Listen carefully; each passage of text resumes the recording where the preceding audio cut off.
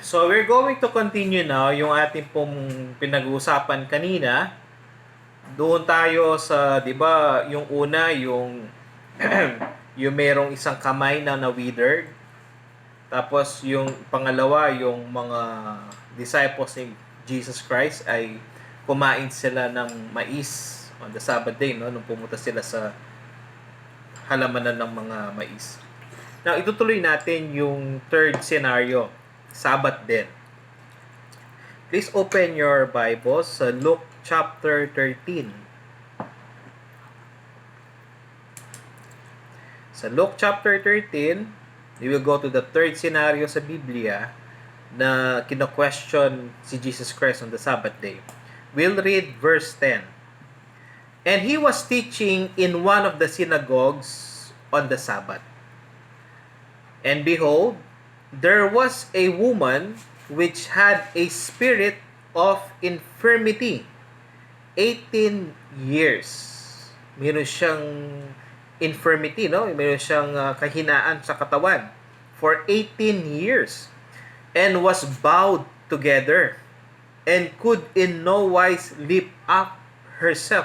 Parang ang tingin ko dito, yung babaeng ito, parang, kung alam niyo po yung word na kuba, more than po sa isang kuba, itong situation na ito. Hindi niya po may diretso yung kanyang katawan. And when Jesus saw her, He called her to Him. Nakita ni Kristo, tinawag niya and said unto her, Woman, thou art loose from thine infirmity. Ikaw ay pakakawalan na dito sa nangyayari sa iyo. And Jesus laid His hands on her, and immediately she was made straight and glorified God. Dahil nga yung nakabow siya, yung parang yung kanyang upper body part ay nakabow to the ground, dumiretso na he was able to straighten up yung kanyang back, at he was able to lift up yung kanyang she was able to lift up yung kanyang body. And the ruler of the synagogue, pagmasdan nito, the ruler of the synagogue answered with indignation. You look at this. Ang sagot, galit na galit na galit. Because that Jesus had healed on the Sabbath day and said unto the people, There are 6 days in which men ought to work. In them therefore, come and be healed not on the Sabbath day. Pagmasdan niyo po yung nangyari. This woman with a physical deformity, okay, may physical deformity, on the Sabbath day, she was healed. Yung ruler of the synagogue, okay, considering he is the ruler of the synagogue. The synagogue where the Jews meet for worship, where the Jews meet for prayers, where the Jews meet for study. Siya yung ruler ng synagogue na yon. And I believe he knows that no one can heal such deformity except God. Ano nangyari? Imbes na inappreciate niya, glorify niya ang power of God, yung working of God, he was very, very angry. Galit na galit kay Jesus. Because he healed on the Sabbath day. Sinabi pa nga, merong 6 na araw, doon ka dapat nagpagaling. Nagdikta pa, ha?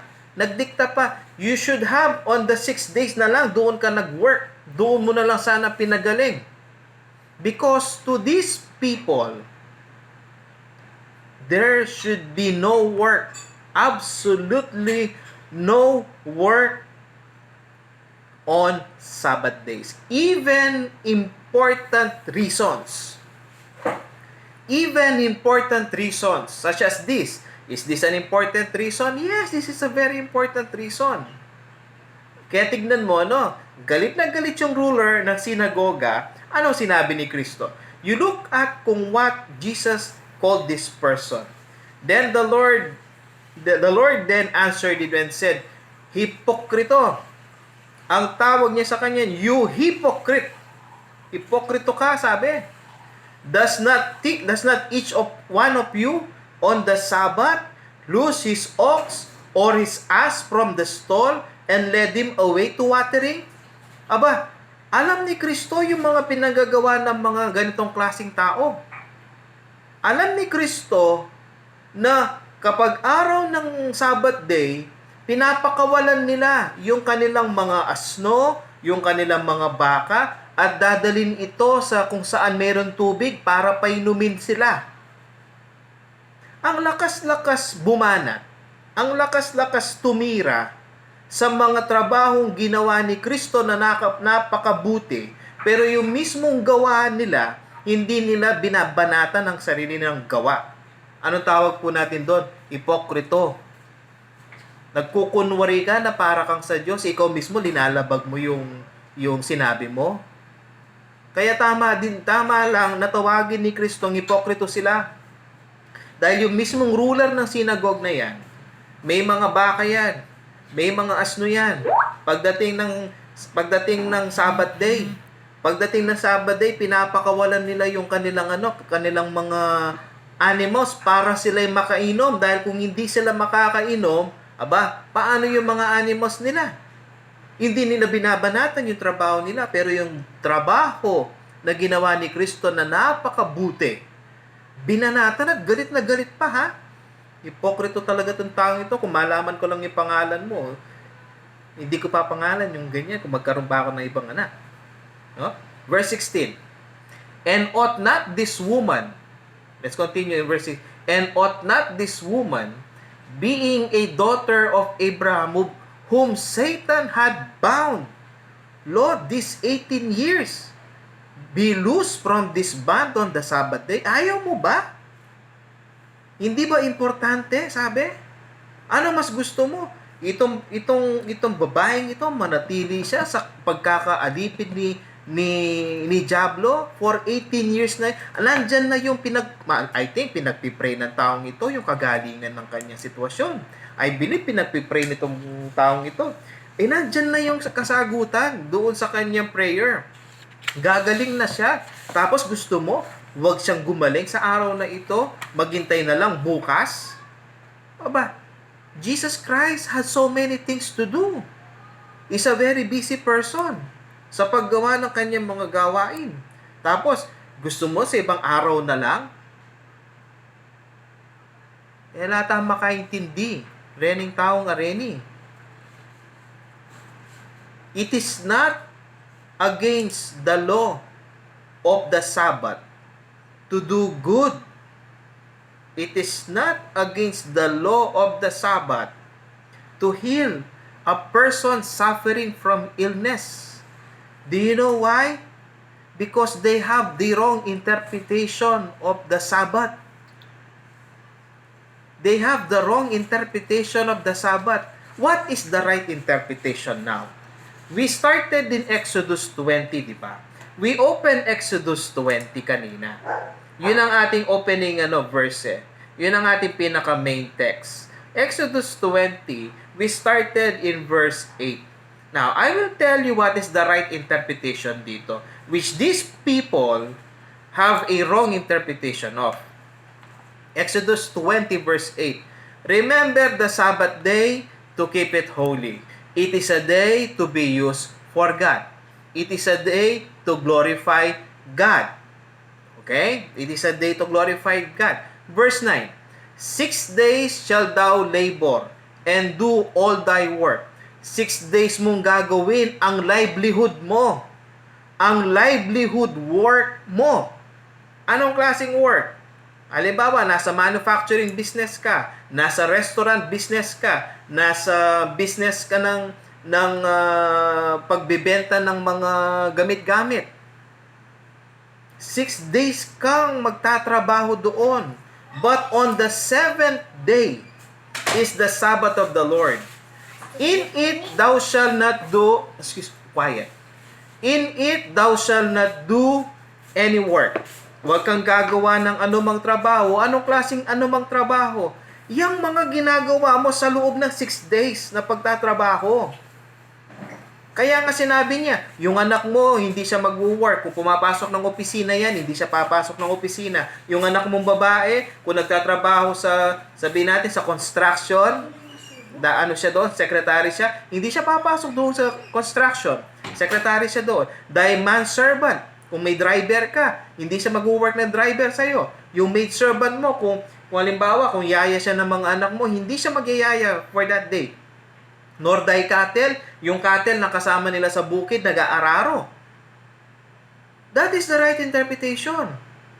When God said, thou shalt not do any labor, He was referring to the livelihood. To the livelihood. Yung trabaho nila, sa pamilya nila, yung trabaho ng magulang. Sabi ko nga, kung yung trabaho, halimbawa, pumapasok yan sa isang opisina, yan ang trabaho niya. Si Pastor Rainier dati, trabaho niya, banker siya, yun ang trabaho niya. O, si Deacon Mike, ano ba trabaho ni Deacon Mike? Reservations director yata, yun ang trabaho niya. Kung ano yung trabaho mo, para livelihood mo, yun ang tinutukoy ng Exodus 20. Ang pumasok sa mga pariseo, mga expert daw ng batas yan. Mga disipulo daw ni Moses yan. Ang pumasok sa kanila, gumawa sila ng sarili nilang interpretation of the law. O, pakita ko sa iyo ang interpretation ng law nila, no? Buksan mo ang John 5:10. Buksan mo ang John 5:10. O, dito makikita yung interpretation ng kanilang law. Kakatawa yung law nila. Buti pa yung kay gusto ko pa, pero yung law nito, ay, iba. John 5:10. The Jews therefore said unto him that was cured, it is the Sabbath day. It is not lawful for thee to carry your bed. Pambihira. Hindi daw pwede sa araw ng Sabat magdala o yung kama mo, iligpit mo at buhatin mo, ilipat mo ng lugar. Look at what these people are doing. These Pharisees, these scribes, they made their own interpretations. They are not even judges. They made their own interpretations. Kamukha na, bawal ka daw mag-heal sa Sabbath day. Bawal kang pumunta sa maisan, yung anuhin mo yung mais on the Sabbath day. Pati dito, bawal mo yung buhatin yung bed mo Sabbath day. These are their own interpretation. That's why the Lord Jesus was explaining the right interpretation to them. Sinobra la rening pariseo sa reni. Oh. Do you want to see anong klaseng gawa nila? I'll show you anong klaseng gawa nila, no? The Pharisees, self-serving. Ano ibig sabihin ng self-serving? Para sa kanila. Yun ang gawa nila, yung be-benefit sila. Tignan nyo ito, no? Punta tayo sa Matthew 23. Sa Matthew 23 verse 1. By the way, if you want to know yung banat ni Kristo sa mga Pharisees, Matthew 23 chapter, marami yan. Verse 1, Then spake Jesus to the multitude and to his disciples, saying, The scribes and the Pharisees sit in Moses' seat. They are not Moses, but they love being Moses. Hindi po sila leader ng Israel. They want to become leaders of Israel. They act like they are the leaders of Israel. Verse 3, All therefore, whatsoever they bid you. O ano masabihin nila sa inyo, tuparin nyo. O gawin ninyo, sabi niya, But do not ye after their works. For they say, and do not. Alam niyo yung sabihin na they say, they do not? Yung mismo sinabi nila, hindi nila ginagawa, sabi. O yung nakita niyo yung kanina, yung tinawag siyang hypocrite. Ano sinabi? Huwag yung gagawin ito, trabaho yan, Sabbath day.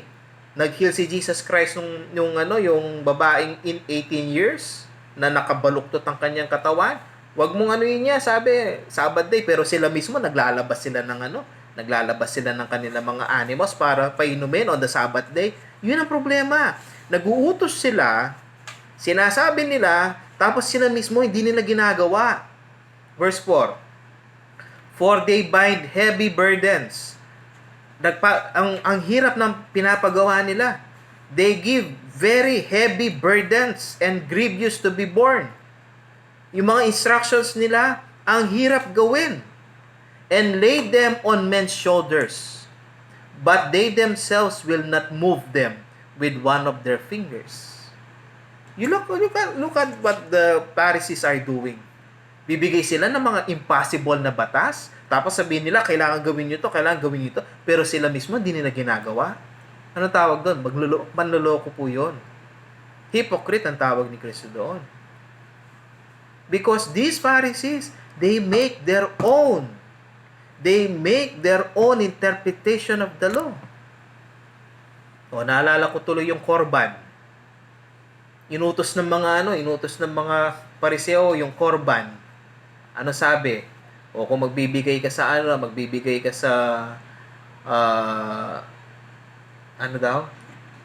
directors of sales. Yes. Let me just correct, no? Meron po pumasok kasing chat. Hindi po siya hindi siya reservation director, pero director of sales si Deacon Mike. Okay, just to clarify. Yung tungkol doon sa korban. Anong utos ng mga Pariseo? Kapag daw ayaw magbigay ng isang tao sa kanyang nanay o kanyang tatay, marahil dahil sa pangangailangan ng nanay at tatay, sasabihin niya, korban ito. Yung pera ko, korban, ibibigay ko sa Diyos yan. Para hindi na niya matupad yung maipakita niya yung honor sa magulang niya. Nagkaroon ng escape, nagkaroon ng alibi, para hindi matupad yung honor your father and your mother. Nagbibigay sila ng sarili nilang interpretation. Tapos, yun ang kanilang iuutos. Kaya mayroon tayong term sa Biblia yung teaching for doctrines, the commandment of men. Yun yung commandment of men o yung interpretation of men. I-interpret nila yung law ng sarili nilang interpretation, tapos yun ang sasabihin nila ngayon sa mga tao na gawin nila. Tapos sabihin nila, ito yung utos ng Diyos. Ganyan ang mga Pariseong ito. Kaya tignan nyo, yung ginawa nila, ang right interpretation po, the Sabbath is the day that God will be glorified. God will be worshipped. It is also a day of rest sa trabaho. Bawal magtrabaho. Trabahong livelihood. Pero yung trabaho magluto ka ng pagkain mo, yung aso mo, kailangan niyang uminom at painumin mo, yung paggalingin mo yung tao sa kanyang sakit, di naman livelihood yun eh. Yun ay hindi po kasama doon sa batas. They just made their own interpretation. Kaya si Kristo is trying to explain to people. O isa pang scenario, the last scenario I saw in the Bible. In Luke chapter 14. Sabbath day na naman. Sabbath day na. Makakaila rin yung Pariseo sa rin. But don't worry. Meron ding mga na-convert na Pharisees. Okay? Nga lang, nung na-convert sila, dala-dala pa rin nila yung mga maling interpretation nila sa Biblia. Kaya nagkaroon pa ng contention sa First Church. Nga lang, din na natin pag-uusapan yan. Kapag Thursday, yung Bible study, doon natin pag-uusapan yan. Luke chapter 14 tayo. Luke 14. Punta tayo sa verse 1. And it came to pass, as he went into the house of one of the Pharisees. Pumunta siya doon, no, sa mga bahay ng isang Pariseo, to eat bread on the Sabbath day. That they watch him. Talagang, yan ang nila talagang maninira sila. Binabantayan siya, baka magkamali si Kristo. And behold, there was a certain man which before him, which had the dropsy. Yung pong word na dropsy, which is commonly called edema, o sa atin pong, in our own dialect, manas. Alam niyo po yung manas, no? Yung mayroon pong collection of fluid. Nag-iipon po yung fluid sa katawan. Ito pong taong ito, magmanas siya. Pumabuktot kasi lalaki ka. Okay? And verse 3, and Jesus answering spake unto the lawyers and Pharisees. Di ba yung mga lawyers magagaling sa batas? Parang ganito rin, magaling sa batas ni Moses. Saying, is it lawful to heal on the Sabbath day? Pwede ba mag-heal ng Sabbath day? Jesus was not asking para magkaroon siya ng permission. No. He was asking, he was making them realize. And they held their peace. Magagaling sa batas, hindi makasagot. Lawyers, hindi makasagot. Kahit na imposible na yung nasasagot ng lawyer napaparaanan ng lawyer. Pero ito, wala silang sagot. Kasi nga, kapag mali yung interpretation, masasalupot ka. Kapag ang pinagdidipensaan mo mali, masasalupot ka lang. Kaya hindi sila makasagot Kasi pag sumagot sila, masasalupot lang sila. Ano po yung terms na masasalupot? Parang hindi rin nila madidepensahan. Lilitaw lang sila nagsisinungaling at nasa mali. Kung didepensahan nila. Yun ang term ko sa masalupot. And they held their peace, and Jesus took him and healed him and let him go. So, hinil ni Jesus Christ yung nagmamanas ang katawan. And answered them saying, which of you shall have an asno, donkey, or an ox, baka, at nahulog ito sa bangin, o nahulog ito sa hukay, sabi, and will not straightway pull him on the Sabbath day? O nga naman, halimbawa, nahulog yan sa bangin, o nahulog siya sa malaking hukay, yung yung as mo, o kaya yung baka mo, kay Sabbath day, diyan ka muna, I'll wait for next day. Ganon ang mangyayari. Siyempre, if the Lord is going to ask me this question, anong gagawin ko? Of course, sasabihin ko, tulungan ko yung animal. Yung bang pagtulong sa animal, labag ba sa Sabbath law? Meron bang sinabi sa Sabbath law, wag kayong bawal mag-help ng animal? Meron bang sinabi ang Sabbath law na bawal maglabas ng mga hayop para sila ay painumin? Meron bang nakasaad sa Sabbath law na bawal mag-heal ng may sakit? Ang sinabi sa Sabbath law, bawal ang secular work. Bawal magtrabaho yung livelihood. Yun ang sinabi. Pero walang sinabi tungkol sa bawal mag-help ng animal, bawal magpainom ng animal, bawal magpagaling, bawal magluto. Walang sinabing ganon ang Sabbath law. Sa tingin nyo ba, mag-glorify ang Diyos kung namatay yung hayop? O mag-glorify yung Diyos kung naisalba yung hayop? Ay, pabayaan na lang natin Sabbath day. Kabukasan, tinignan mo, namatay na. Natusok pala sa sa isang stick na matalim. Will God be glorified? Or God will not be glorified? Kaya they made their own interpretation of the law. They made certain violations na wala naman talagang violations. Kaya buti na lang, nandyan ang Lord of the Sabbath to explain the real meaning of the Sabbath. We cannot make our own interpretation of the law. The law will interpret itself. Just like Bible verses will interpret itself. Doing good on the Sabbath is okay. Doing good to your fellow man on the Sabbath is okay. Saving life in the Sabbath is okay. Helping someone in danger on the Sabbath is also okay. Preparing your food for the Sabbath is also okay. Anong ibig mo sabihin? Halimbawa, lunchtime na. Paano mo lalagay yung mga plato? Do you know, kapag kumuha ka ng plato, linagay mo sa sa mesa mo, that is work. O halimbawa, nabasag yung plato, ang daming tapa sa flooring, maraming bata. Ayun, Sabbath day, akala ko, bawal ang work.